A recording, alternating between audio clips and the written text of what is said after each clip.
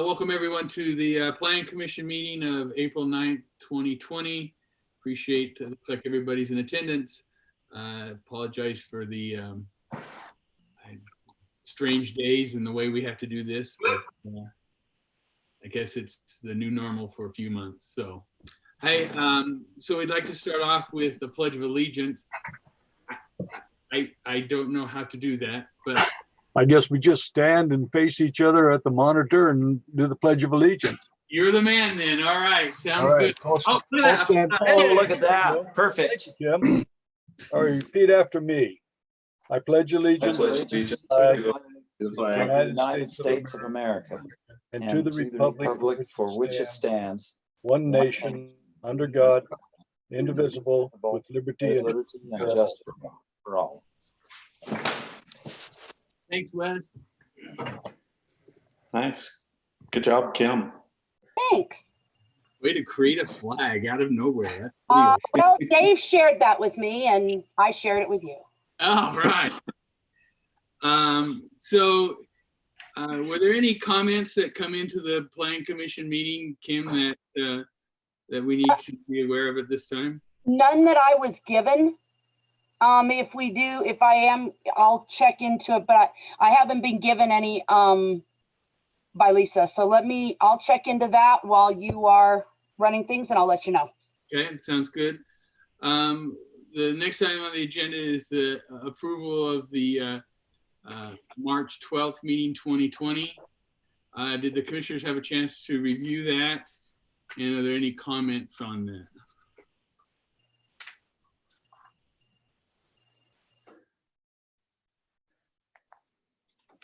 didn't see anything. All right. The only thing that I saw, and I got to re-find it again, so I apologize. We were talking about, this is what happens when you don't circle it while you're doing it.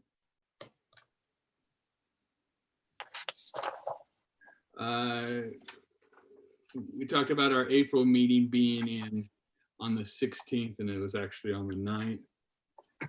Oh, there it is. It's on the second page about the middle. We were talking about adding the architectural site plan review for this meeting. I think we're going to do that, but we've changed our mind since. And we stated that the meeting would be on 16th. I think we corrected that too and said, no, it's on the 9th. It's about the middle page of the second page, Michelle. What's that, Bob? That's about the second page, about in the middle. Okay, so just change the date from. Yeah, we said the date would change to the 9th instead of the 16th. Okay. Okay. Got it. Anything else from the commissioners? If not, I'd look for a motion, please. Make a motion to approve the minutes of the meeting of our last meeting. Is there a second? A second. All in favor, say aye. Aye. Aye. Abstain. Okay, that's Aye. four in the abstain, Michelle. Next item on the agenda is a presentation discussion on a development at approximately 475 East, 665 South, 17 acres by Mr. Randall. I think you're on. I think I saw you pop on. Yeah, I'm here. Oh, perfect, perfect. So I'm going to go ahead and let you take the video and run with it. Okay, so I'll be honest. This is kind of new to me, a little more familiar to my partner, but Okay. If I understand this right, if I click this presentation, hopefully.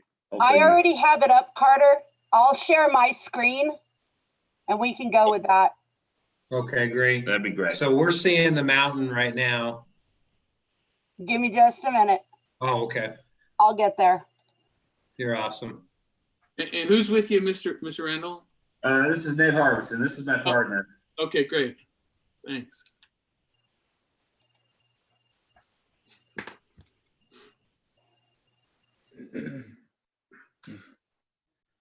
So this is a development that we're proposing on that 17-acre site there on the corner. This is kind of how it lays out with your road plan.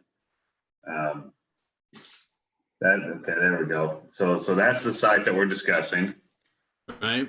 Are you in control, Kim? I do. Okay, go ahead and move to the next one.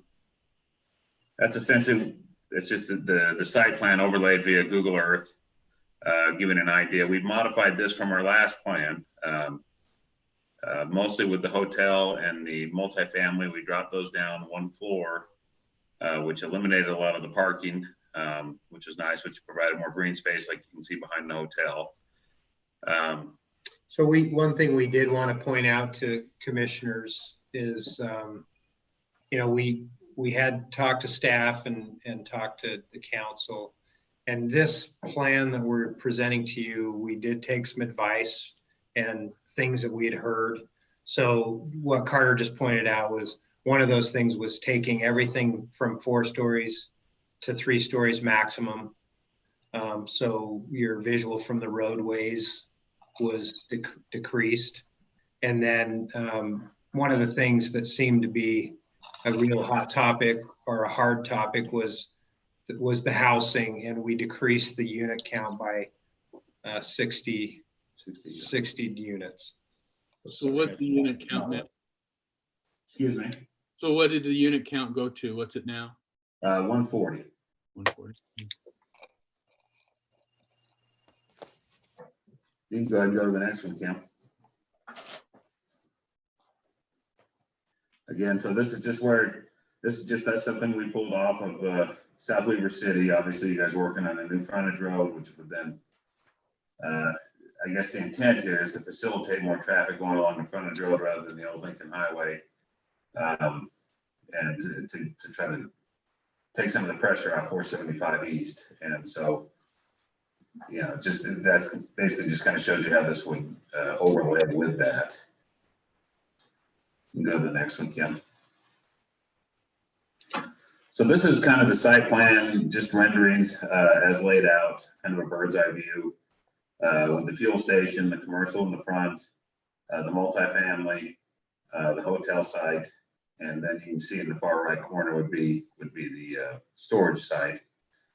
And just to kind of give you some perspective of kind of scale, I guess. So some of the things to point out too is when we scaled some of this back, we added more green space. If you look to the northwest, which would be behind the hotel, there is a lot of green space back there that would be open area for people to utilize. Also up on the east side, there's a park. It's kind of hard to see the playgrounds. I think one of the slides shows a little bit better, but that would be, there's quite a bit of green space back there. And we can't really depict this, but there are walking trails along the backside that would kind of flow through that whole tree line. You can go ahead and go to the next one. So this is just an example. Obviously, we've all seen strip centers and C-stores, and kind of an idea of what the thought would be. Go ahead and go to the next one. And this is more like what it would look like from the road. Hey, Carter. Yes, sir. Carter, can you get a little closer to your mic? We're Sure. having a hard time hearing you. I apologize. There Is you that go. better? Yes. Okay, so this is basically just on the corner there, 475 almost, and you can see a bit of the fuel station, the commercial retail in the front, and this is probably where you see the most dramatic change in the multifamily apartment complex in the back, with it being lowered to 3 floors from the road.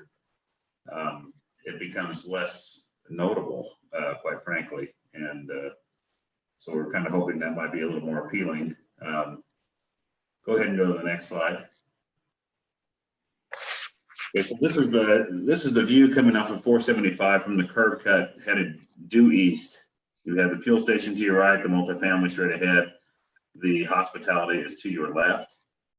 So I do think that lowering it by a floor has changed the optics of it substantially.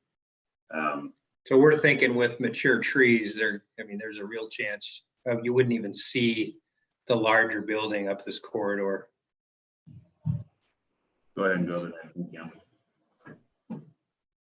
So this gives you a little bit better idea. This would be more as seen from the on-ramp there at 84. It's a little bit more bird's eye than what that would be. But you can see, you know, basically these slides are trying to get perspective of what it would look like with 3 floors as opposed to 4 for both the hotel and the multifamily. This is that green space that you would see that would be behind the hotel on the farthest northwest section of the property. Go ahead and go to the next one. This is, again, this is the multifamily. This would be essentially from the on-ramp of 84 to give it some size, some scaling perspective. Go ahead and go to the next one.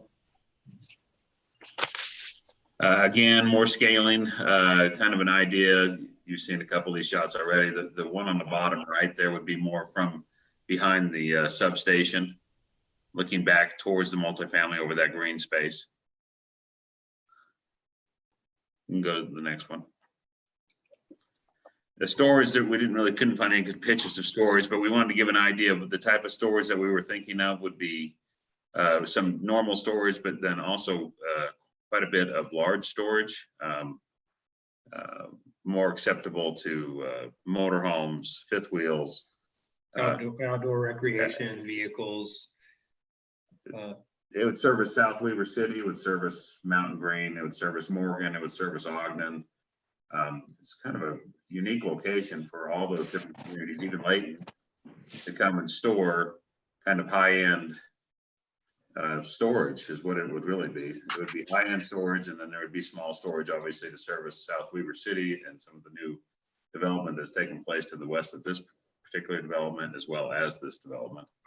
One of the things that we don't have depicted here is we want to be really conscious on the visual of this. So we would definitely have a wall that would, you know, disguise this and match the whole development. Part of the storage also was, you know, you do have the substation there that this would kind of be a natural buffer. So between the storage and a kind of a demising wall, it would have that buffering effect. The hope would be that if we could come to terms as far as a general look of the entire development, that the security wall that would be around the storage facility would then be cladded in that same kind of look. So it wouldn't look like a storage facility. I know people kind of get hesitant about that. I'm not hearing him. Oh, I apologize. You know, we can hear Nate really well. It seems like, Carter, you might be off to the side of your mic or something, so it's really hard to pick you up unless you're close to it. Gotcha. Is that better? Yes. And mic's on the other side of the computer. So the hope would be that we would mask the storage facility as best that we could. And like Nate said, use it as a buffer between the substation and the rest of the development. That's kind of the thought, is to take advantage of that space with storage. Go ahead and go to your next one, Kim. And so these are some of the numbers that we went through with the, and these are approximates. Basically the values of the ground of the properties once they were developed and what they should generate via the tax receipts, both property taxes and then sales taxes, as to what the project itself should hopefully generate. Obviously this will need to have a little more work done to it, but I think they're relatively close. So that was kind of the hope, is to, once these were developed, and then you started to receive sales tax and some property tax, that the total income generated to the city would be roughly around $280,000 a year. Go ahead and go to the next one, Kim. And then this is just kind of a summary. The thought behind this development in general, and obviously we heard a lot of pushback and whatnot from at the city council meeting, is we feel that the vast majority of the users of this particular development that weren't current city residents would be coming to this property and leaving this property and basically having no real impact on South Weaver City itself. Most people would be pulling off, getting their stuff out of their storage unit, pulling off, getting fuel, staying at the hotel, driving to wherever they were going, whether it be Snow Basin or to see loved ones at the hospital or whatever it may be. So the thought on this is, in essence, the cost to South Weaver City's infrastructure would be minimal, while the financial gain would be positive. So that's kind of it in a nutshell. And then I guess what I'd say is, you know, if you have any questions or concerns, or we'd love to obviously hear whatever you think about this particular idea. I have a question. This is Barry. Okay. I was just wondering, since you have this hotel on the site, if you think that a restaurant would be something the site could support. Are you asking if it would support inside of the hotel or? No, anywhere, either inside the hotel or anywhere else on the site. Do you think that this site will support a sit-down restaurant? I mean, it's kind of hard to say. I think once it's all built out, it's really likely that it would. I mean, I see one of those retail spaces as being a food concept for sure, you know, kind of like Burly Burger or something of that size. I don't know. We'll definitely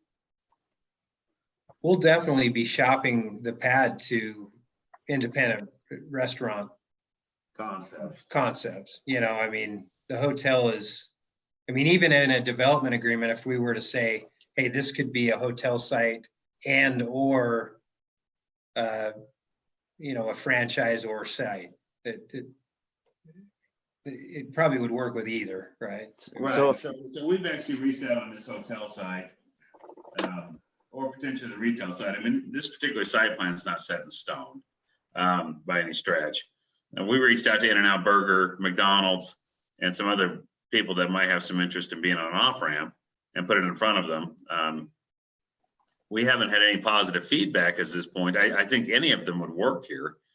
I think any restaurant concept would be fine here between I-84 and South Weaver City. It's just the majors they want to see a bigger traffic count. It's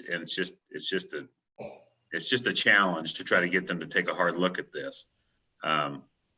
Once the site starts to develop, as the traffic count increases on I-84, you know, maybe we'd get more of their attention, and perhaps you'd get a national into that retail center. But I do think, I'm sure that a Burly Burger style local operator would do just fine there, in my opinion, anyway. So you're looking at that in that little commercial strip there somewhere. That would be the thought. That would be the thought for your local operator. The parts that are going to be difficult on this to make work in the near term will be the hotel and the commercial strip. The commercial strip, I think, will actually start to fill up. The hotel developers that we've talked to have taken a pass at the moment. I think the site needs to develop, and the traffic counts need to improve, and I think a hotel operator will be a natural fit. But while waiting, if In-N-Out Burger said, we'd like to have a spot right here, that would be a natural spot for them. It'd be too big for them, but it'd be a natural spot for them. Is there then a phasing plan of any kind on this? Would you be phasing it in or building the whole thing at once? It would be phased. It would be phased. Nate and I will not be involved in the hotel side of it. Obviously, we'd own the property and keep pushing for the hotel site. But we wouldn't, that would typically be an independent operator that we would not be doing that part of the development. So tell us how you think it would be phased. The way I would imagine it would be phasing would be the fuel station, and then the multifamily and commercial. You could go fuel station, multifamily, storage, commercial, and then the hotel would be last. That's kind of the hope. That's the one that's gonna have to probably sit there for a little more time to make sense. Likely, we would be partnering with an apartment complex developer and then kind of thrust the commercial on them, if that makes sense, as part of it. I know one of the city's concerns was that we're gonna end up with a gas station and apartment complex and nothing else is gonna happen. But the storage units would sell immediately. I mean, I have no problem finding a storage unit developer to come in and do these units. I have no problem with the multifamily. In fact, my thought is the multifamily would probably be so sought after that we could then parlay the strip center in front. And that's kind of the plan. And then the hotel piece will come when it comes. I can't really force that. But I can definitely get the fuel, the commercial, the apartment complex, and the storage units done. And we could do that in any phasing process you kind of wanted. But that's kind of how I would envision it. So let me ask another one then concerning kind of the look and feel of the place. Would you be putting in place any kind of design guidelines for structures and landscaping and so forth so that it all ties together? That's what we'd like. We'd like this to be one development, not 5 developments. And so we would be hoping to actually work with the city to design the layout and the skins and the general look, through CC&Rs and kind of get that set in place so that everything worked together. And so that's something we would look to the city to kind of help us with, as far as, what kind of look are we going for here that you would like to see, and then force all the different players that come in that are going to be involved to comply. And we'd be happy to work with the city and get that set up in a manner that you would prefer. So one of the things that's really important to us, we're going to be involved with this long term. So part of those CC&Rs, we want a fully established HOA. Like Carter said, we want this to be a project that is maintained for life and is managed under a certain guideline forever.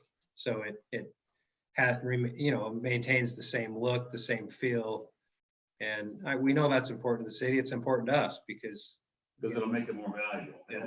Everything the city wants is essentially kind of what we want with regard to the general look of it, to be uniform throughout and not something that's going to date. You need to make sure you turn your computer. It's hard to hear you when you speak again. Sorry about that.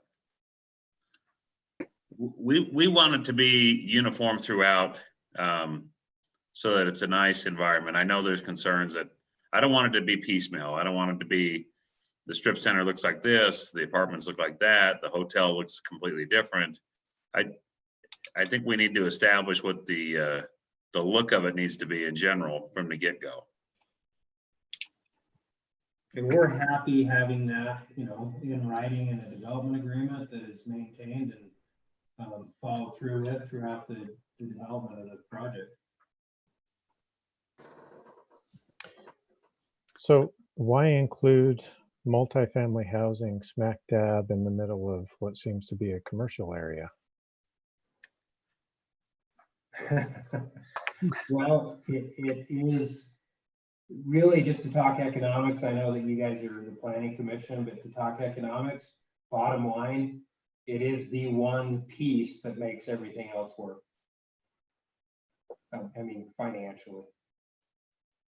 So explain that to me. I'm a historian. I'm not a finance person. So in order to do the entire development and be able to sell off the piece to the hotel for when it comes and commercial, the need of multifamily development generates enough dollars to be able to make this make sense, so that we can partner with that person and be able to financially make sense of it. I don't know what else I would put there that would have any interest to a developer. I mean, Nate and I are not going to be the funders and developers of every section of this project. We'll be partnering with it using the land as essentially leverage on the developer to partner with them, but it has to make sense to them. And those are that's the buyer. That's who, I don't know what else I would put here. I mean, I do realize it's all commercial, but I don't know quite what else I would put here that would make any sense. There just is really no way to justify that portion of it, Gary, is 6.5 acres. And there's really nothing, no other concept that would justify the economics of that 6.5 acres to be able to fundamentally do the whole project. Does that make sense? Kind Sort of, of. sort of, not really, honestly, because I've seen other developments like in Riverdale and Layton where they're just as big and there's no residential. It's all commercial. Right, but the trouble that you hit it on the head. The major retail developments are in Riverdale. They are in Layton. They are at Farmington Station. It's hard to try to push forward on a commercial development on retail's aspect and have it make sense here. I mean, if 475 East was Riverdale Road with 50,000 cars a day, it would make sense. It would make It's sense. just- It's just a different road. It's It's, a different spot. and I think it's, most people are glad it's not Riverdale Road. That's right, all. right. And Exactly. I don't want it to be Yeah. Riverdale Road. So the hope is with, you know, if you thought about this, Gary, I mean, and I appreciate the fundamental pushback on apartments. But if you were to consider that the majority of the people of these apartments are going to exit right out onto 475, turn right and jump onto I-84 and either head to Layton, head to South Ogden, head to Ogden, or head to Riverdale to go to work or shop or whatever they do. Like I mentioned, the impact that they should have on South Weber City should be minimal. And Yeah. I don't see how they have a huge impact on South Weber City infrastructure. I know there's been some concern with schools, although I don't believe that there'll be a huge push as far. I don't think there'll be a ton of children here, but I'm sure there will be some. But I see the vast majority of the people staying in this apartment complex as working somewhere within the surrounding 10 miles. I mean, can I take a moment, Rob? Yeah, absolutely. Kim, can we can all see the PowerPoint, I think, on our computers. Wonder if we can get back to a gallery view just so I can converse with our group. Hang on. Yes. If that's okay. I just would rather Sure. look at everybody as we talk about this. I mean, there's no doubt, I have a couple of concerns. There's no doubt that this would have, in my opinion, minimal impact on the residents of South Weber. You're right. It's an easy off the off ramp. Anybody that's just going to use the gas station, the hotel, etc. The issue, though, at point that we're looking at is we've set aside this 20-acre parcel. It's the only parcel we have for commercial in the entire west end of South Weber City. And when you take up half of that, I look at your estimated financial benefits to South Weber City, and half of it's creating $27,000, whereas the fuel center, the strip center, the hotel, they're creating the $250,000. Right. That's what, as an economic impact to the city, that's what I'm looking at as far as planning goes, not creating more area for multifamily. I'm not opposed to multifamily, but I'm hesitant to give up commercial space if it can be used someday, because this is the best place to have commercial with the least amount of impact to the residents. So I just have some uneasiness about that fact. Just where, we've set aside 20 acres seems like a large parcel, but it's not that big for our entire city for commercial. And so I'm just a little apprehensive to give up such a small, or to give up such a large portion to something that really doesn't generate any income for future. And I don't know that 140 units is actually going to help sustain the fuel center or the hotel or the strip mall. You know, they're going to survive on something without the multifamily long term. I understand as far as development goes, you want the multifamily because it brings in the upfront dollars to make the other parcels make sense financially, with whether it's funding from a lender or something like that. But that's not really my problem. No, You know, and I wish you had deep pockets, and then it wouldn't be your problem either. But so that's just my concern is I worry about the multifamily just taking up such a big portion, and maybe it can be done in a different way that makes more sense to me. But right now I'm struggling a bit with the concept of multifamily and the storage units. I didn't see, you didn't have them in any kind of sales tax on the storage units. But so I'm not quite sure how the If they produce. I'm not sure how they work, to be honest with you, as far as a tax base for the city. We think it's just property tax, but there could be a service. okay. Yeah, I'm not certain on that. So Nate and I have represented this property for the owner for years, and I get calls every week about multifamily and storage units, multifamily and storage units, multifamily and storage units. So obviously, as we took control of the property, that became a natural. Okay, this is what everybody wants to have happen here. At least all the people that call, not the people in the city, but the people that call. Right. And I always felt that a buffer between the substation and the rest of the property could be filled by storage units, and it wouldn't. I mean, it wouldn't. Yeah. It wouldn't be. What we can do, I think you'd be surprised what we can use for buffers. Fences and trees do a pretty darn good job too. and they do. But a profitable buffer, and we've always known. I mean, we're not coming into this blind that the city is apprehensive at best about apartment complexes, and I totally can appreciate that point of view. It's like Nate said, in order for the developer to have it make some sense financially, that has to be addressed. There has to be some sort of financial anchor that we're hanging our hats on here, and that is it. I mean, that is the anchor. We've tried for the last 7 years to try to get retailers. We've called Cabela's. We've called, you name them. We've called them. Trader Joe's. They all have it in front of them, but none of them can get past the initial demographic issue. The 1, 3, and 5 mile is just abysmal. I don't know how else to describe it. It is just very difficult. I don't disagree with some of the comments that have made. If you build it, they will come. I think there is something to that I've heard from different members of the community. The problem is that's just not. This isn't old family land where I can just kind of build a little bit of retail and allow it to come. I don't disagree that it might come. The problem is the major retailers, I can't get it past the intern at the front desk.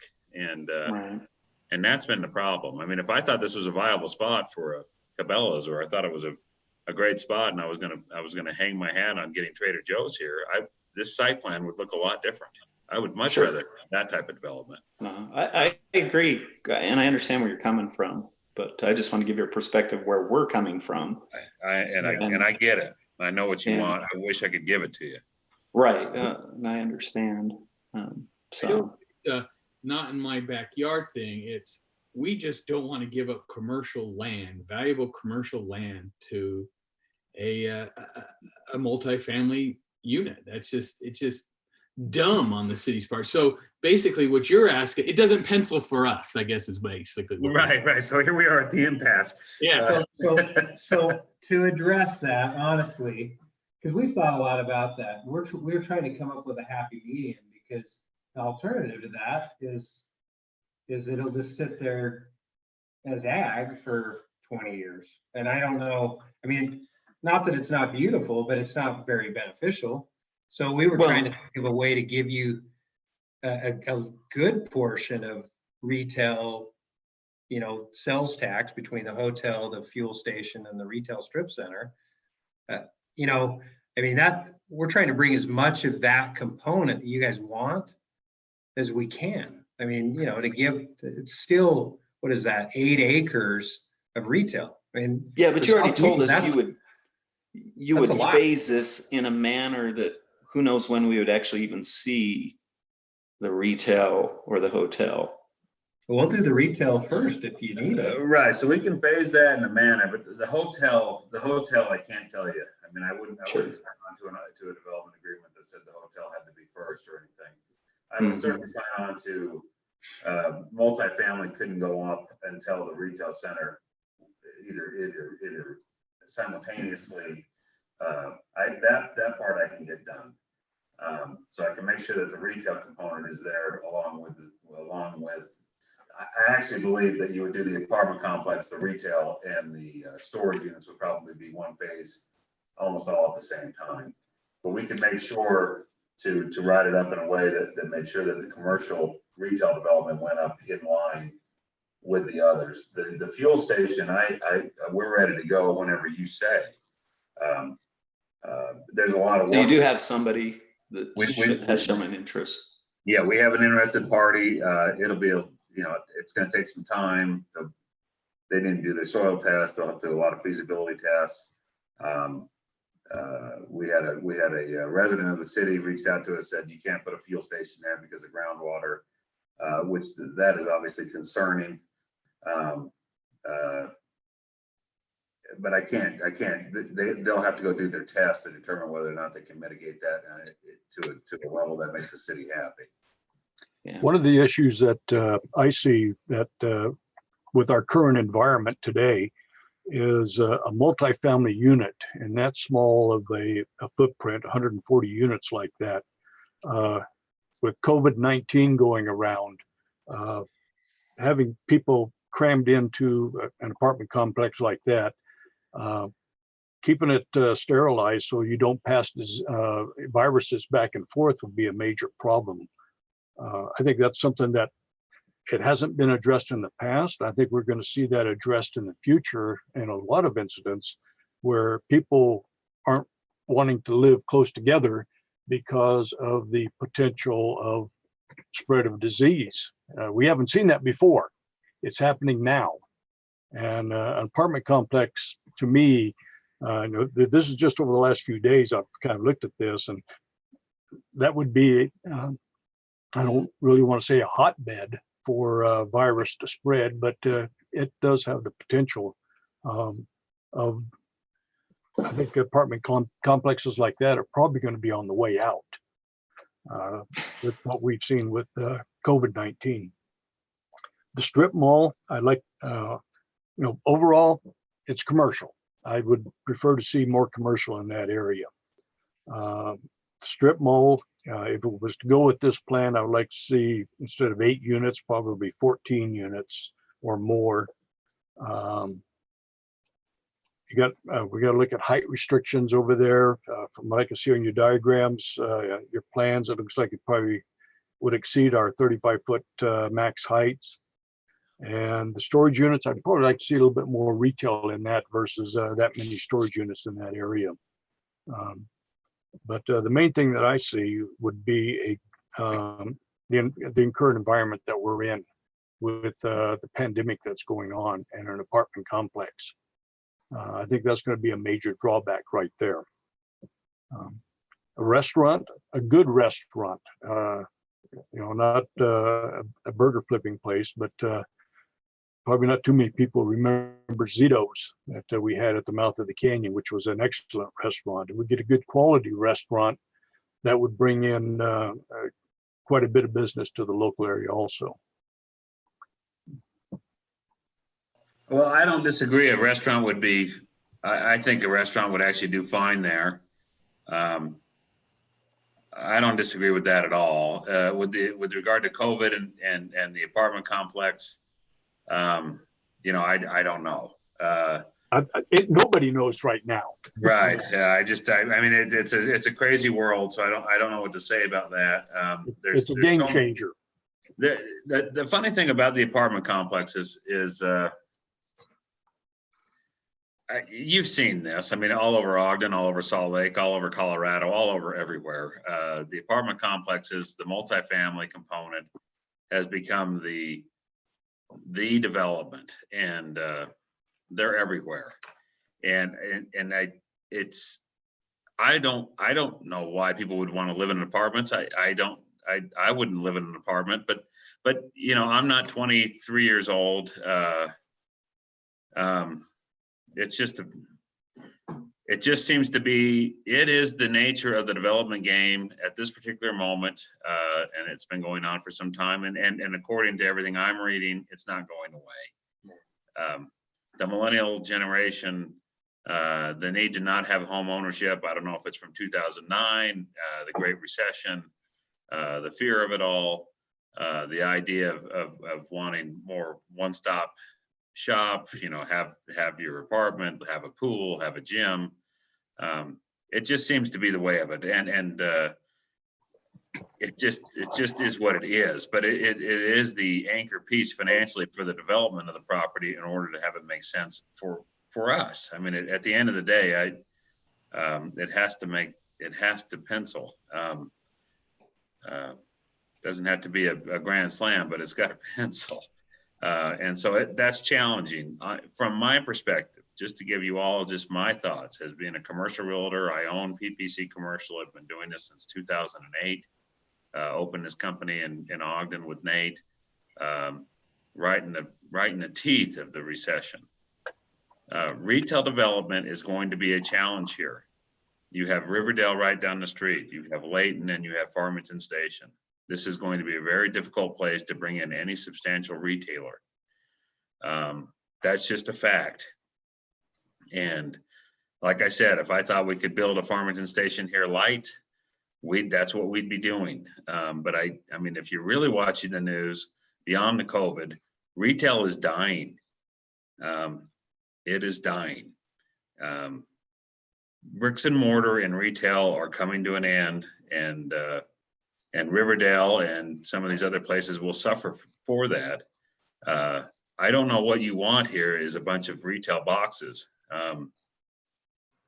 What they're becoming is vacant boxes. And so that's just the reality from where I see it. And I see it, this is all I do every single day. I know retail generates the most tax dollars for the city, but it doesn't generate anything if it's vacant.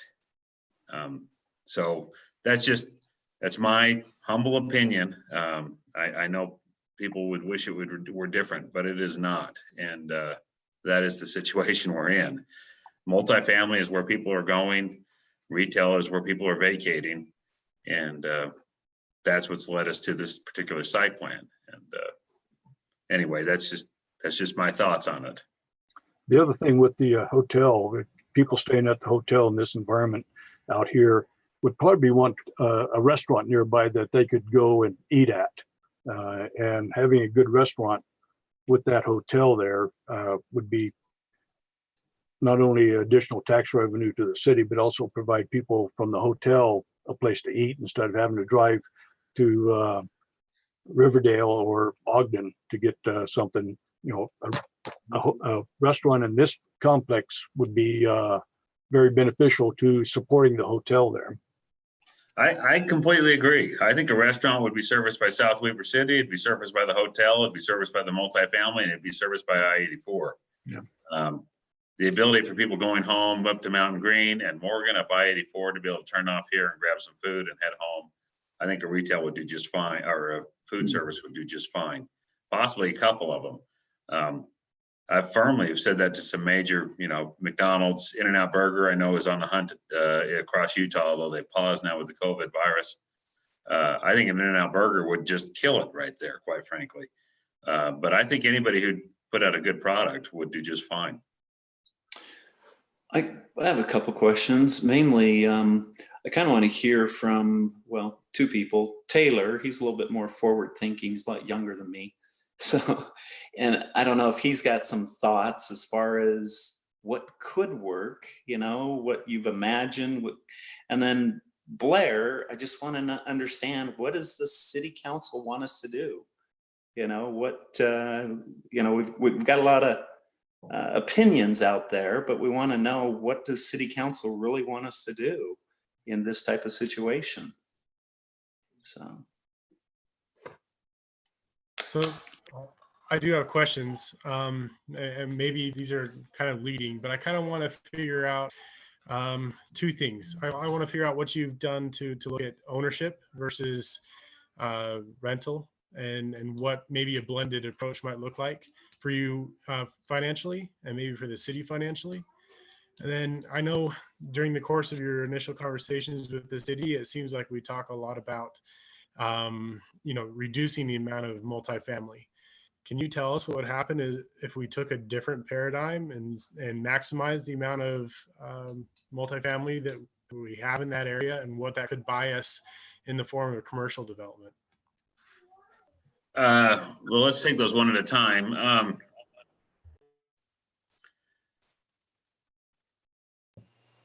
The ownership percentage, I mean, I wouldn't have any issues whatsoever with regard to the retail strip center if it was more of a purchase.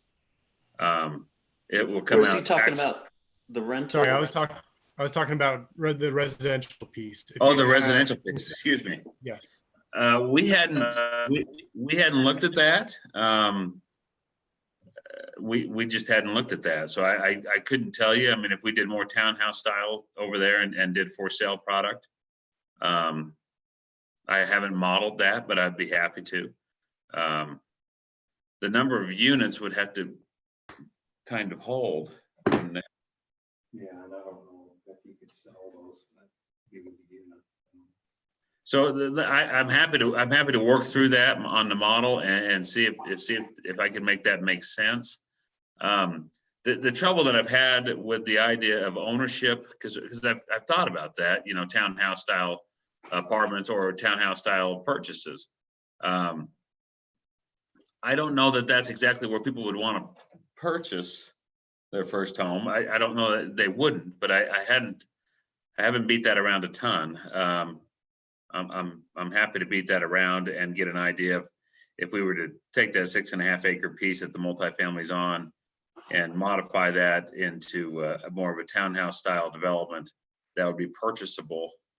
I just have to run those numbers. I haven't, to be honest with you. So I can't answer you completely on that. Is a for sale product more desirable? Would the city prefer to see townhouse ownership down there? I mean, you have a lot of townhouses, you have a lot of ownership townhouses just to the west.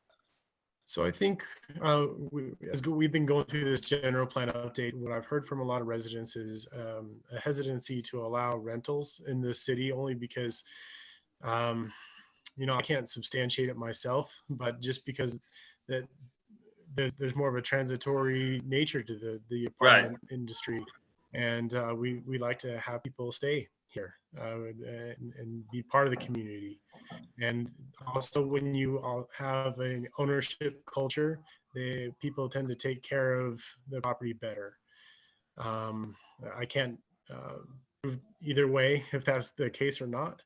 That's definitely the perception that when you own a piece of property, you end up taking care of it more than if you were renting it. Seemingly you'd have a tendency to not care as much. You just tend to move on to the next place when you trash a rental or get kicked out. So that's only the perception that I've heard in the last little while, and not so much where I come from in my opinions, but just something that, I think that's something that we've heard from the residents, that we'd rather have more of an ownership mentality, and the rest of the commission can comment as they see differently or similarly. So just to address that, just the flip side of that, one of the things that we've found that people don't really realize is, I know there's this stigma about rentals, but when you have a nice project that's professionally managed and you qualify your tenants properly, like we would do, or our partners would do, what we found is the longevity of the project and the maintenance is better because you actually professionally manage it. You don't have one-off owners. You have one owner that qualifies their tenants and makes sure that that building is maintained and stays in the integrity that they want it to be in. I mean, that is kind of the new world of these multifamily projects. These are nice properties. They want them to remain nice, and the tenants that are there are qualified to be there. So it's just something that's one of the components we like, is that we have control. We would actually have control of the property versus having, 80, 100 different owners that you can't really tell them what to do. I mean, you can't necessarily manage their lives, where in this scenario you could. And another component, I talked to him about the seniors. Yeah, so on that note, and that is an interesting note. So we've all seen townhouse projects and kind of high density ownership projects. They're only as nice as the weakest owner is, as far as taking care of his property or their property. So that is an issue where if you have one management company that manages what they consider to be an asset, to try to maintain the highest rents that they can maintain, that's the goal. And so they maintain all 140 units, as opposed to a townhouse project, which maybe you have good maintenance on 100 out of the 140 units. So that can go both ways. One of the things that we were thinking about here that might help with that, on the 140 units, we've been doing a little more homework on the idea of making half. We've seen this done, and this is done in Centerville by a group we've worked with, half seniors and then half market rate. I think that there is a market for senior housing, apartment style senior housing. This would not be assisted living. This would not be any type of care unit. It would strictly just be senior housing, age restricted senior housing, 55 and over. So out of the 140 units, we could look at doing maybe 70 units as senior and 70 units at market. We kind of thought about that when there was some concern about the impact on the schools. As we've talked to the developer of the development group that did the one out in Centerville, they actually really like their senior units because they don't have any turnover, which is a great thing. I don't know that we could do the whole thing, 140 units as senior. I don't know if there's that type of market, but I do believe we could do 70. We'd have to go hire a study. That would address the transient, but that would be there for 5 years. Yeah, most of the people that come in on senior housing are there for a long period of time. We believe there's a lot of people in East Layton, East Ogden, East South Ogden, that are looking to downsize out of their 4,700 square foot houses, get into something more reasonable, maybe find another house down in St. George or Mesquite or Arizona or wherever they may want to go to winter. And so it'd be a little more of a snowbird style use rental. That's something we've been definitely looking at. But I hope that helps, Taylor. I don't know if that answers your questions exactly, but that's kind of our thoughts on it. No, I just look at this and I see, and I think a lot of our residents see this as a big apartment complex right in the middle of this thing. And I'm wondering how we can maybe digest this, make this. I lost your audio. Taylor, we lost Taylor, wake up, Taylor. Lost your audio, Taylor. He's losing his connection. His kids are online, I'm sure. Yeah. Too many kids watching Disney, Taylor. They're all sitting at dinner. All right. Can you hear me now, though? Yeah, I gotcha. Okay.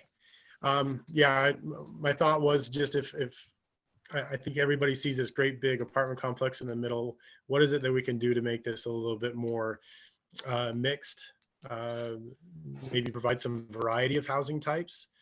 And I think the bigger piece that I would like to try to have you talk to is if we increase density in different parts of this parcel, what does that do for the commercial piece? Can we leverage more residential and get a higher earning or a different type of commercial development? What are the trade-offs here?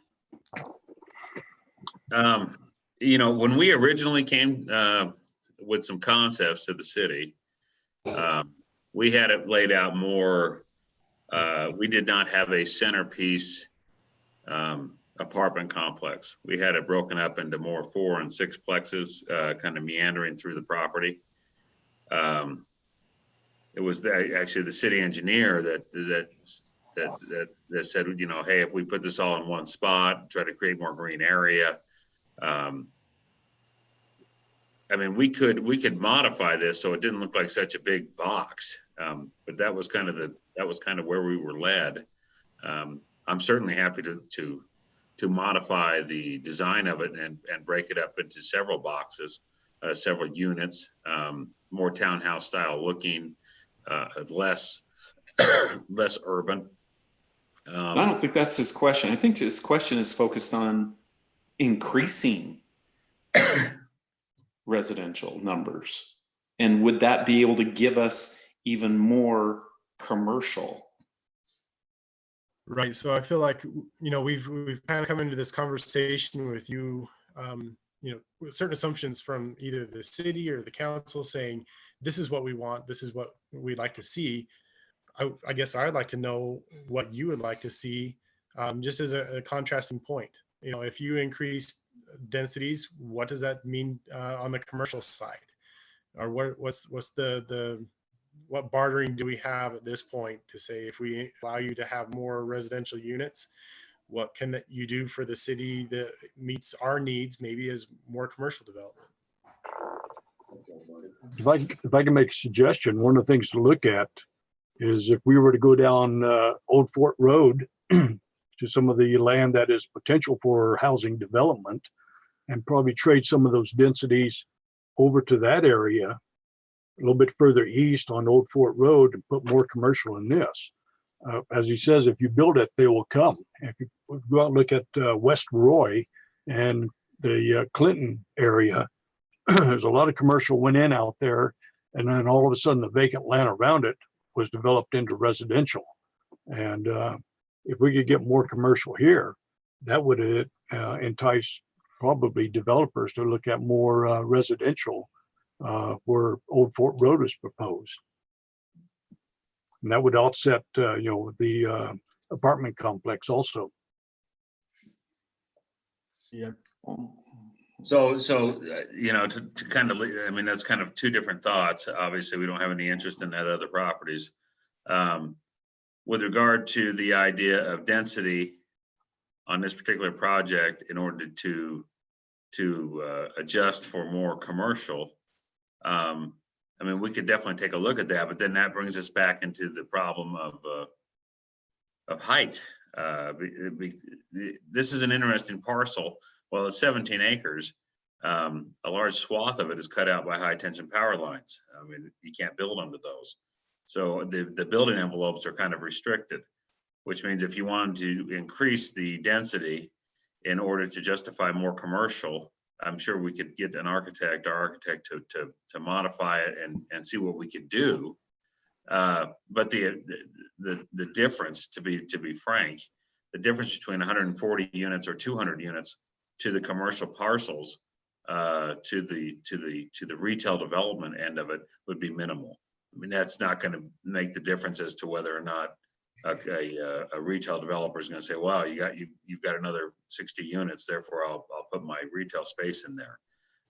We could certainly modify the plan to add a little more retail to it, and try to condense the multifamily. However, you will lose some of the green space because of the parking requirement.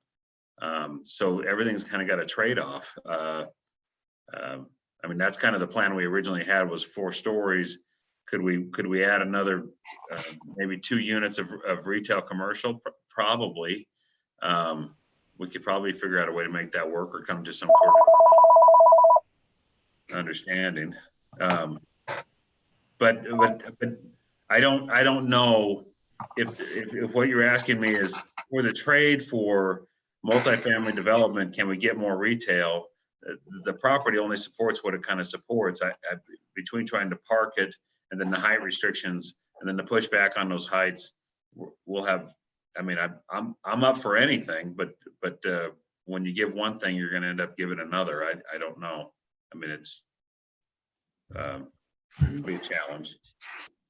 Can I just pop in here? I just wanted to address what Carter said about the big box, basically. When we were meeting as staff, we were basically kind of giving Nate and Carter the same direction that you're all talking about. And I think the thought was, if you were to minimize the footprint of the residential, so basically come up with and put it into one big box, which is what kind of they brought forward, then that maximizes the area of ground that's now available for commercial. So it would seem to me like if you break that up into a townhome style or whatever into several buildings, that to get the same number of units, you're likely to occupy much more ground and lose some of the commercial ground that way. So that's correct. That's what we'd run into. And then when you throw the easement on top of that, it's hard to, not that you couldn't on some of the space when you went north of the power lines, there is some potential space over there to do something with, but it's pretty minimal. It's challenging. It's challenging where those power lines kind of cut through the property to be able to build multifamily or anything else on the other side of those. There is some space, but not a ton. So can I ask a question? Because I kind of feel like we're going in circles here, because I really, are you telling us that it's either we got to have the multifamily or it's no deal? Is that what you're saying? Because I think on our side, the city, it's going to be the same way. We're not going to do multifamily. So is there something else we can look at to make it work? You know, we had talks with David. I mean, from our side of the table, I don't know how we make this pencil without a multifamily. Okay. And part of that is there's a lot of components to that. And I won't bore you with them all, but as far as, you know, to be able to do the development, the lending, the construction lending, we don't have the ability to sit over this over time. And try to generate, if you build it, they will come. We don't have that ability. That's not what we can do. When I did speak to David, he had mentioned to the city, you know, kind of somewhere in their mind had the idea that, hey, if we could try to help subsidize the developer to get a use that we wanted, we'd be more apt to do that than see multifamily. The trouble that we have with that is if you're looking for more of a retail development, that's extraordinarily challenging. I can give you a couple of examples of how that's happened in the past, and you'll be able to see where the problem will lie. Ogden City originally was the master tenant at the junction when they partnered with Boyer. They agreed to a rental rate on all the space so that Boyer would build it in order to bring in the retailers. They played the master tenant role and paid that rent. And even though that rent was not supported by market rent, as those spaces leased up, they were on the hook for the balance between what they could get for the rent and what they needed to get for the rent in order to make it pencil. In this particular location, that would be extraordinarily risky, as I don't know how fast you could fill up the retail spaces to have a developer come in and do that. A different object or a different option that we had mentioned to David as something to think about, and this was really off the cuff, but this might actually work, would be what if the city came in and bought some of the property, used that property as a leverage point against the developer of their choice for a development that they wanted, and that would essentially be the incentive. Mr. Developer, we can give you this property at this kind of price to make it make sense, let you take it down in pieces, build it one by one as the tenants come, as the users come, and then walk the development through in a process that you would prefer. That is something that the city would have the pockets to do. Nate and I do not. So that could be explored, and I'm wide open to that. I appreciate the pushback on multifamily. And I think you guys appreciate the fact that multifamily is what makes this financially pencil for us. Perhaps we should look at this in a different manner. You know, you could do this more as an office complex on a sale purchase if you wanted, and a little more retail. But it's probably something that you would have to walk through over several years. So as it developed, it would generate its own value, and you would probably actually over time profit from the ground. But that might be more preferred. And we would certainly be open to that. If that's, you know, I don't want to beat my head against the wall at all and try to force multifamily down your throat. I just can't make this pencil without that component. Sure. So, and I'm glad for the thought you had about what else can we do? Because I know someone's probably beat your head against the wall and says, we want a grocery store, we want retail, we want a grocery store. And I get it. It's already in Layton, it's already in South Florida, it's already there, right? Right. But we need a destination type of an experience. A Fat Cats, a Rush, with bowling alleys and theaters and things like that. Maybe that's the direction we need to start looking at, because I've never heard that come up, but it's got to be something out there where we draw people in from all these areas. I'm open for boat dealerships, RV dealerships, which I know draw a huge tax increase for us. Right, so right. Those kind of things is what I would be more interested in seeing down there. We have explored, just so that you'll know, that did come up in city council. There was some interest in the idea of recreational vehicle dealership, and you know, I'll just put my cards on the table. We reached out to a friend of ours, John Russo, who owned the Ford dealership, is the idea of if he'd be interested, maybe trying to do that. He made it clear that particular type of dealership would be difficult. A boat dealership would be, it could potentially work. A Fat Cats. But all those things had the city standing. I mean, that whole junction had the city standing. The city was the holder. I mean, the city was the holder, and they were able to make a deal with Boyer on that particular development in order to make it pencil for everybody. And then over time, I think it's penciling for the city. Those are all interesting things. I'm just not an auto dealer, and I'm not a boat dealer, and I'm just a guy trying to do math, and the math I'm coming up with keeps coming me back to the same place, and it's a place that the city doesn't want to go. Again, we appreciate the fact that you don't. I understand what South Weber City is. I understand they don't want an apartment complex there. And so Nate and I are both open to sitting down and looking at the property. And perhaps it is a partnership with us in the city.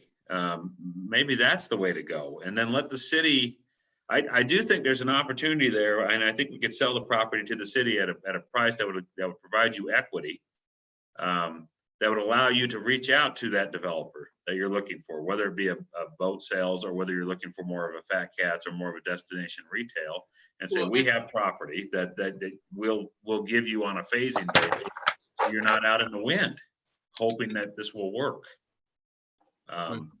I mean, Well, that's the biggest concern. I think we agree that it needs to be a destination type of a development. Is because we're just so far off the beaten path. Would you agree, or? I don't disagree. I don't disagree. The city seems to want a more of a community style development.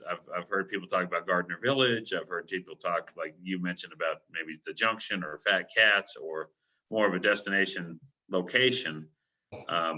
That's not something that we could come in and just build and hope the lenders would loan us the money to do it without having the underlying tenants in place. But that is something that the city could then come in and say, okay, we'll give you this piece of property. We'll allow you to lean against it, build your facility, because you're going to come, and then you have the next piece of property. And every time you sell a piece of property, that piece of property goes up in value. Obviously, as you create that, the value of the neighboring property continues to rise. But that'd be a city. That would have to be the city weighing into that. The problem is with the city doing that, none of us are commercial developers. We don't have the contacts that you guys have got to make that work. Well, I know, but see, we're the guys that can make that work, and I'm telling you, multifamily is the one that works. So I mean, if you need time, I mean, I don't disagree with you that over time, this exit is going to get more and more and more and more valuable.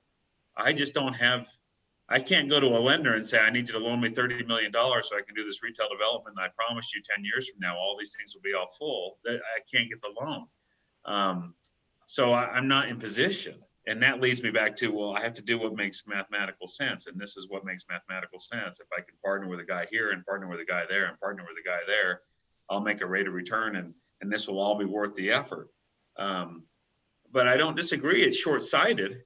But that's the only way I have, because of our position, that's the only position I have. The city can play that role of a long-term plan, and be able to benefit from the time value of the dollar and the time value of the dirt. Every time that dirt goes up a penny, you have more leverage with the developer. That's not a bad position to be in, and more cities are kind of leaning in that direction as to gathering properties that they want to make sure are developed in a manner that they want, because they have 5 years, they have 10 years, they've got 20. You've got all the time you want.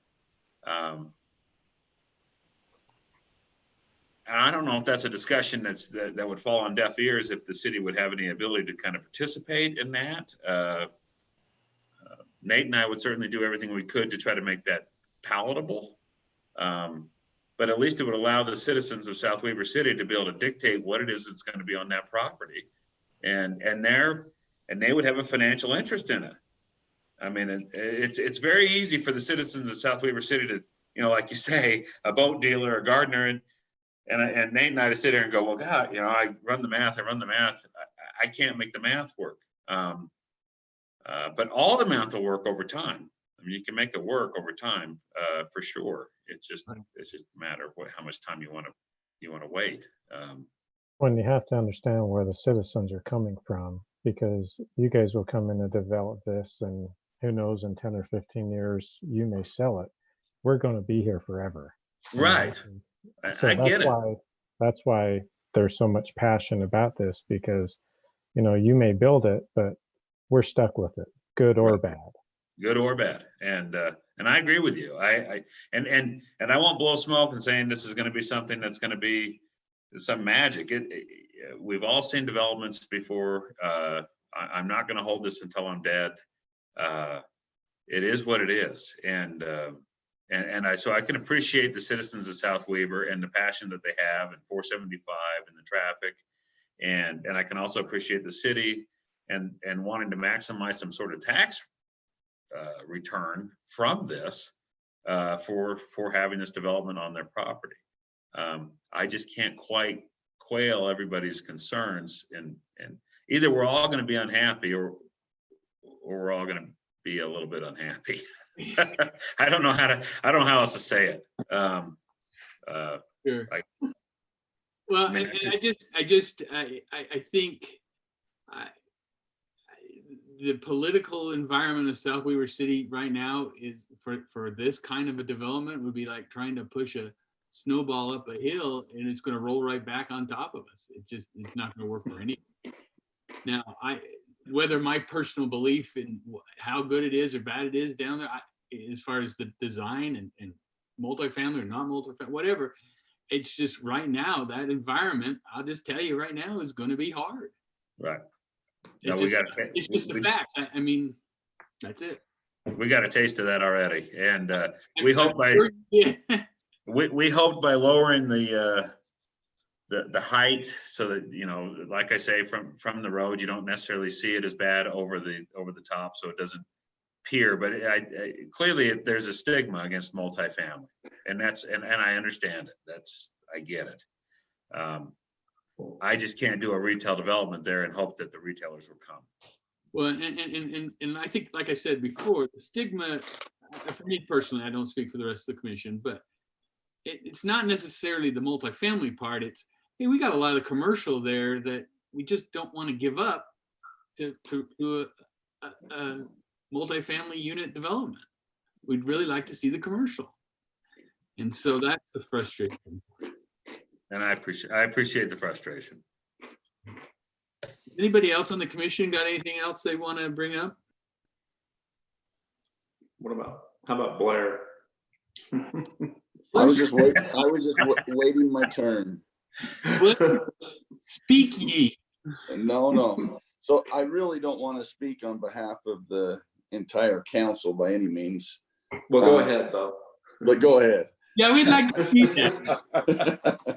But I do think one of the reasons, and maybe Taylor or whoever was on that mixed use committee can speak up a little bit, is one of the things why we did not specifically come up with a mixed use type ordinance was the reasoning I could understand coming from that was that we wanted to have a proposal like this or any other proposal to come forward and let them propose something to the city and see if it was something that worked well for the city versus dictating what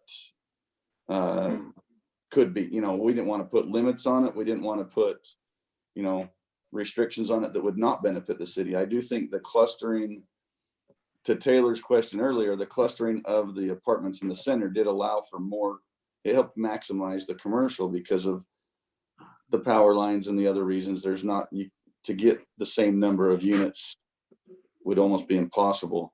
The one thing I know that is a sticking point is if we exceed the R7 at, you know, type scenario for the whole property, which this is, I know that would be a tough sell as well to the city council.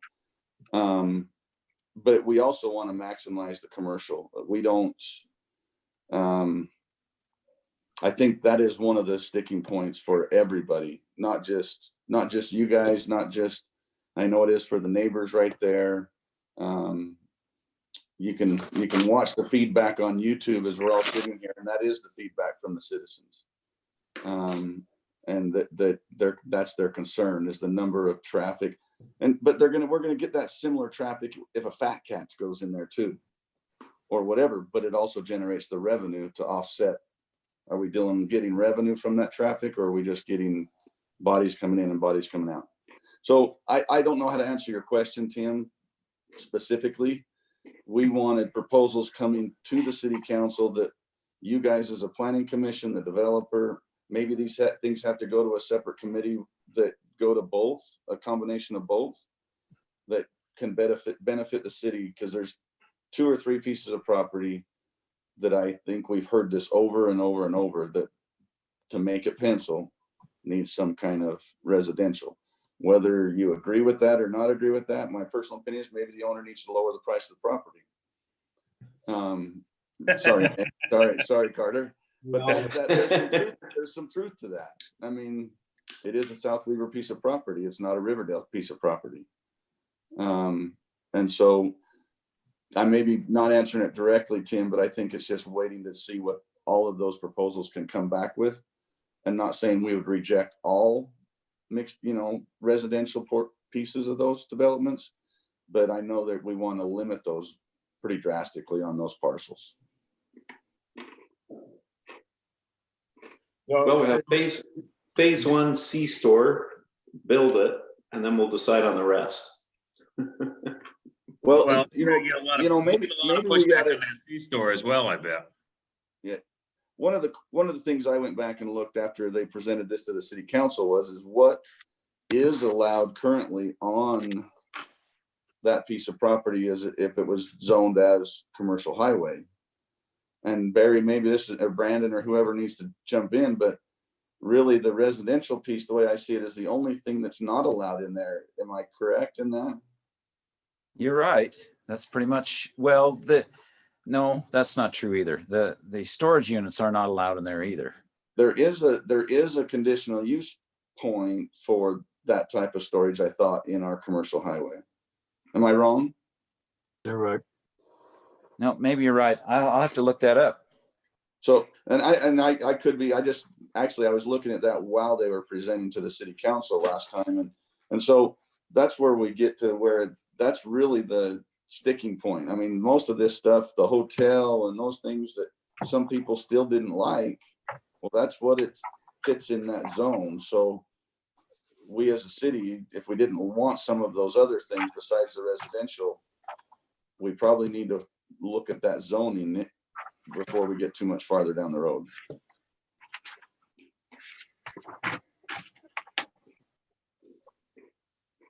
That's how I read it as well, is that the hotel and fuel was a permitted use and that storage was a conditional use. And then obviously the retail's A permitted use. permitted use. I think did you reduce the number of retail spaces since our last? No, Okay. no. And then if you look at R7 across the entire property, that's 119 units. Yeah. If you look at it across all 17 acres.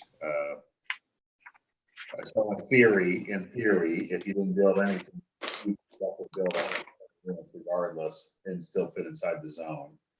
I mean, it would once we get 120 units, it's going to be right at the bare minimum. As I haven't even run that math, but I mean, if we were to come back and say, hey, we'll do, but the trouble that we'll have is we'd be doing essentially saying we would do 120 units on the 17 acres in conjunction with the rest of the development. That would shrink the size of it a little. That would shrink the parking a little bit more. Maybe you could squeeze one more retail unit. The trouble is the footprint with the power lines. That's really a problem. But we could ask the architects and see if we could go down to 120 units, maybe add another unit of retail, maybe 2. I think we'd get much more than that. You're saying something. Yeah, no. So if the thought was, we prefer not to see residential, and then we came back and said, well, according to the zone, we can do R7, that's 120. If we can get 120 units on the property, increase the retail a little bit to offset the sizing of the apartment, that'd give you another retail unit, maybe 2. And so I could come back and say, look, as far as the impact with regard to new residents to the city, I can put 120 units on here regardless. I mean, as per the zone. So at least I wouldn't be saying I'm doing more than what I could actually do on the entire 17 acres. Obviously, 7 units per acre for only 6 acres isn't going to make any sense. I mean, does that make any? Am I making any sense to anybody? I think we would all prefer 7 units on the 6 acres, 7 units per acre on the 6 acres. but we get that. Okay. Anyway, thanks for letting me speak, Rob. You're all welcome. Maybe there's one other thing we're not taking into consideration here. That is the location of the Morrisite Fort. Maybe we're dealing with some bad vibes from that whole issue. What we'd like you to do is build a fort. We can identify it as a historical site and just leave it as is. Aim the cannons towards the bluff. Yep. So I don't know, where do we go from here? I assumed this was a meeting that you wanted to just kind of get the feel for what we were thinking. So I guess, I think you know, but, and then you can go back to the drawing board, back to Dave and the city and see where this goes. Okay. Let's do that. I think that's fair. Why don't we do that, and then we'll go back to Dave. And then I guess we'll come back to you. So one of the things I don't think I got clear was, I mean, are you guys receptive to any residential on the site or not? I mean, I don't really ever answer that. I mean, if it went down to 120 units, which would essentially be 7 units per acre across the entire site, and we clustered those back behind there, that open up a little more space for some retail. I guess the question Nate's asking is, I realize that the residents are going to not have a stomach for it, but is it something that could be done? Or, I mean, you know, it's about $4,000 every time I redraw this thing, and so I mean, I'm happy to redraw it, but I don't want to draw it infinitely. If that's just, I mean, we're never going to get 17 acres of retail. So if that's really what you're looking for, we're stuck. We're stuck. So, Isn't on the R7 a maximum of 2 acres for R7 development? That I don't know. Barry? That's the minimum, I Wes. think that's was set as a maximum of it for R7 would be 2 acres. Doesn't that say minimum? No, it says that's a minimum. Minimum? That's the way it reads right now. But the high is 10, or 9.5. 9.5. It was a screwy number. Oh, yeah. So I think we recommended down to 1 acre on our last meeting, but yes, we did. I didn't think we went to a maximum. I think we kept that maximum the same, if I'm not mistaken. Help me remember. I don't remember. I think that was the case, but I gotta be honest. It's probably going to be pretty hard to push this up. Because it may cost you $4,000 to redraw it, but cost me $10,000 in the eggs I have to wipe off my driveway and car and house. And we can appreciate that after the city council. Everybody was very nice, but yeah, there were, there's a lot of, and I get it, and I don't know quite how to get around it.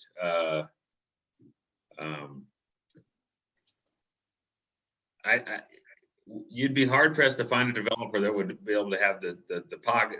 They wouldn't. Nobody manages. No developer would manage their money that way. They can't sit on it and take a piecemeal over that much time, unless they just wouldn't. They just wouldn't. That's not how they would do it. Lending wouldn't allow it. So I don't know how to do the development in general and be able to assure myself that I'm not going to have it be an anvil around my neck and more retail manner. I won't blow smoke and tell you that the apartment complex are what's going to make the retail go. They're insignificant in the total count. They're only significant in the actual bottom line. To have the whole thing kind of penciled so I can sit there and hold the hotel ground until it finally sells, until I can get the storage unit developer to come online, until I can get somebody. And this is also being very frank. The retail development out in the front was going to be kind of a force down on the multifamily developer guys. Most of them will do some retail in order for them to capture that multifamily property and be able to do a multifamily development. Was going to be, we'll sell this to you and get this done and partner with you, but you must do the retail commercial because that's going to scare them to death. And so I'm going to have to discount the multifamily property and our value in it in order to be able to kind of force that poison pill, which is what they'll see it as in who's going to come and do this retail, and we're going to have to convince them, look, if you build it, we'll fill it. It'll get filled. It won't just be vacant. That's a challenge. I just cannot express what a challenge it is to try to justify a retail development on that particular property based on the demographics. I believe it'll work. I think the citizens will use it, but it certainly wouldn't pass the sniff test with any major. It just wouldn't. Well, the last thing we want to have happen on that is blight. Go to blight for sure. Exactly. I agree. The last thing I want to see is blight too. I mean, nobody wants to see that happen. I don't want to be out there on that limb. But I do think a reasonable amount of retail there, that kind of as we've laid out, maybe another unit or two, would get used. Local operators, restaurants, dry cleaners, hair salons, things of that nature would make use of those, and I think they would thrive. I'm a firm believer that I think if In-N-Out Burger went on there, it would thrive. But I can't get that through to corporate and or any other sit-down restaurant. Any other sit-down restaurant, any of the large national, wouldn't have to be In-N-Out Burger, but there's enough traffic there. There's enough people in South Ogden that would travel there. I think it would work. I just can't. I have to get a lender to believe that, and lenders believe what you have leases on, and that's the trouble. So if I can, one thing that I feel like is a guiding principle for us on the Planning Commission is the general plan, just the general statements, the leading statements within the general plan. And we heard it over and over with our residents here, and that was they want to maintain the character of the city that is a small town. And we're asking a really hard question of any developer that comes on this property, and that is, how do you maintain small town and turn a profit? And how do you urbanize and maintain a small town feel on a commercial piece of property? So when you ask the question, what is it that we're asking you to do? I guess that would be something I would offer up, and that would be, how do you maintain a small town feel with the proposal that you put forward? Because to Rob's point, if we can maintain that small town feel, then it becomes easier for us to sell, because that is one of the guiding principles of our general plan.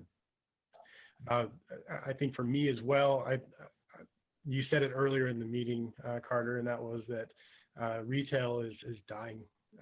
And the fact that we have Riverdale and South Ogden and a couple others in close proximity to us, it's harder and harder for me to believe that this is a viable commercial property, just because of what's happening across the economy. And so, not to say that all of us are opposed, and I might be the only dissenting view here, that we don't want to see residential on this piece of property, because, to be honest, we're a bedroom community, and I don't see a whole lot of commercial opportunity outside of maybe a hotel, maybe a grocery store, maybe a few shops. But it's really hard, and I understand the predicament that you're in. But again, that's all that I can offer is what can we do to maintain that small town character and feel with your proposal? The only thing I mean, we can modify the site plan. We can modify everything in there to a degree, and I think I can still get it all to pencil. The only thing we can do to try to assure the feel of it is all in the design, and that's how it's laid out. That's the type of platting, that's the type of green space use, to try not to make it look like a big, well, it won't be, it'll never be a large power center. I mean, it's never going to be one of those. So that was kind of the hope, was a small amount of retail in the front, lowering the height of the multifamily so it wasn't obtrusive. So it was almost hidden back there, hiding the storage units along the cladded wall.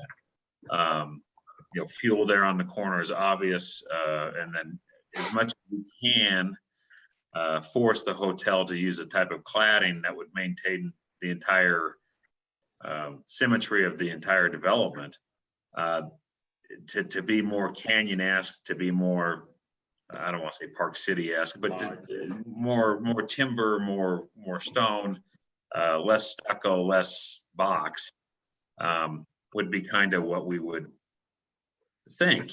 And I definitely got that from part of the city council.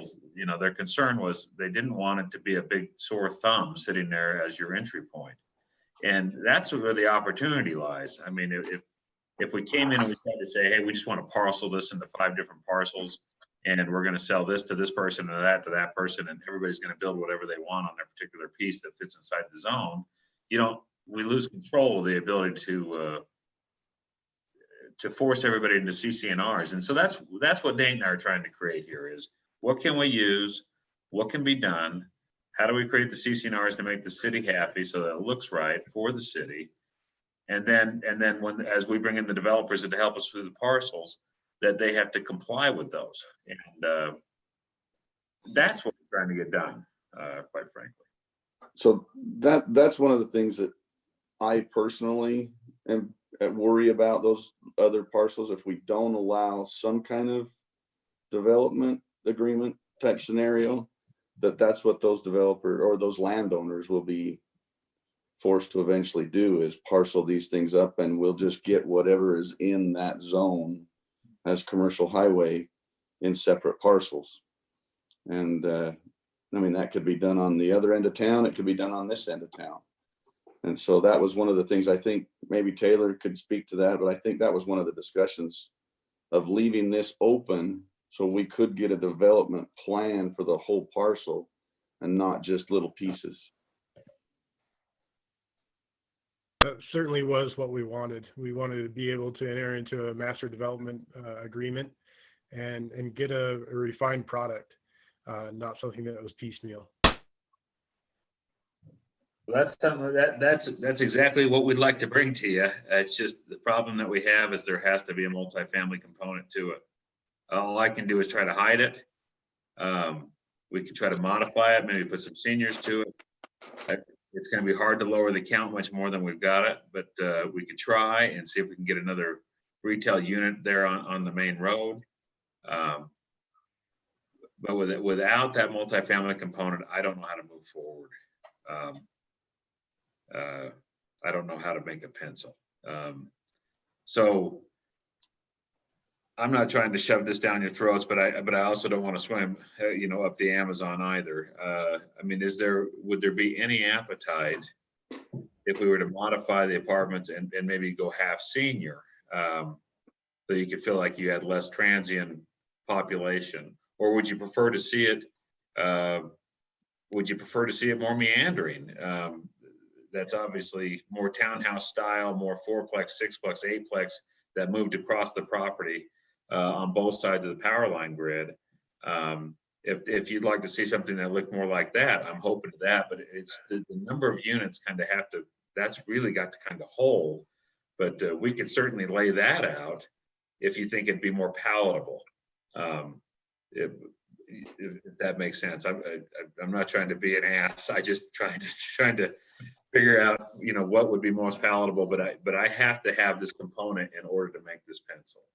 One thing you probably consider with the housing development that's going in on Old Fort Road right now, and the park area open space that is being put in to the east of this by the Posse grounds. If you were to move the multifamily component to the east where the storage units are, and then put the storage units across the back, and then the retail where the apartments are, that would probably pretty much feel a lot better instead of having the apartment complex stuck right in the middle of this. Move it to one end, and then maybe townhouses across the back. Well, and that's the reason we had it back there, is so it wouldn't be visible. We hid it behind the commercial kind of by design, but the trouble with the apartment complex is right next to a substation is obvious. Nobody wants to look out their window at the substation. So I appreciate that, but that is part of the problem. That was the part, that was the concept, was how do we hide the substation? that nobody wants to be standing next to a substation. So that was why we put the storage units there in general. I mean, I'm up for modifying the plan. I just need to know if the concept in general, as much as it pains people, if we can modify it and tweak it and move it around in a way that makes it a little more palatable, will it ever be palatable? I feel like I've made my opinion on the subject apparent. I'm not opposed to more residential, that we get a good quality product out of this. And I think that was the conversation that we had out of the mixed use community, was we need to understand what it is that we can negotiate and our leverage points. And I think we've had a really good conversation with both these gentlemen tonight. So I appreciate what they brought to the table tonight. And I'd leave it open to the other members of the Planning Commission to kind of articulate their views on this. Gary, what do you think? Thank you. Well, I'm torn a bit, but you have heard from us. You've heard from the city council. You've heard for some residents. We all understand that there are certain things that you need to do to make this profitable. I think I would recommend you take the feedback you've heard, come up with your best thinking, and then come back. Let's see what can happen. Thank you. Thank you. Anybody else? Still looking for another state liquor store? I gave you some traffic. I think we missed the boat on that one. Farmington did it. You have a thought, Tim? Just kind of what Wes had referred to, going down, the frontage road with more high density is to gain more commercial space. And just my thinking was just to move if we were going to have some multifamily, to move it closer to the substation and the location of those storage units.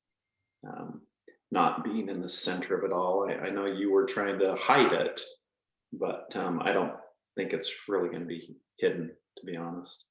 I think you're right. I think there's some validity there, Tim, because to move that thing down next to that commercial, or excuse me, next to the open space we have with that other subdivision, will allow these guys to take up. They don't have to have so much open space, and they can develop more commercial. I think that's a good point. And I think it's a transition, typically. Between residential and commercial is some higher density of residential. I think so too. So, Wes, what do you think? Wes? Who, me? Yeah. Yeah. I know you're already thinking about fishing, but moving the residential further to the east, and I think is a good thing, because we do have the residential to the south, the south of that, across Old Fort Road, and that's all going to be developed in the residential back in there. And so if we can move that back a little bit and open that where the current apartments are, open that up to a bit more commercial, and then possibly townhouses between I-84 and the power lines back there. There might be enough space for a few townhouses back there also. Okay. Can we get Rocky Mountain Power to move the power line? Yeah, that'd be handy. I would love it if you could get that done. Very good. What do you mean, Wes? The power line is where we're putting your trail, under it. Maybe.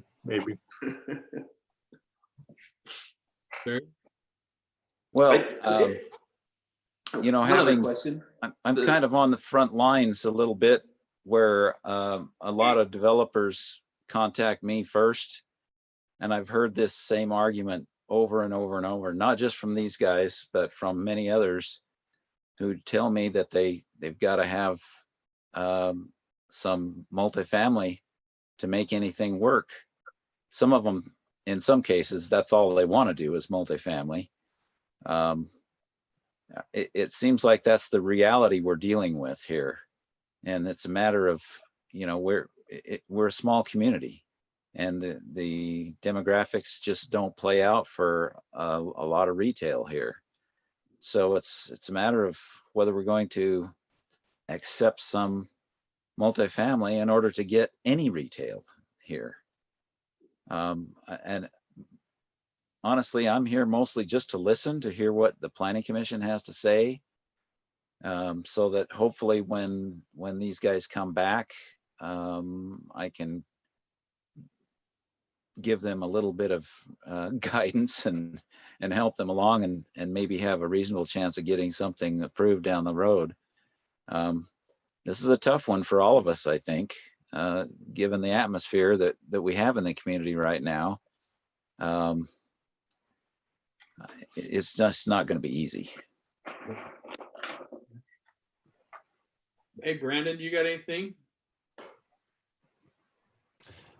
Not really. Brandon's an engineer. He can move the power line. No, actually, that one is going to be no-go. They're there for the duration. Very good. Well, I kind of ran through the Planning Commission. Anybody else got anything to add? I can wrap this up. If not, I look for a motion to adjourn. I'll make said motion. Second. There you go. Y'all have a good evening. Hey, we Thanks. really Thank you appreciate very much. you having us in here to present. I really appreciate that. You bet. You bet. Thank you all for your time. You All right. bet. Thank you. All right. Bye, guys. Stay safe and healthy. You Yeah. guys too. Thanks. Bye-bye.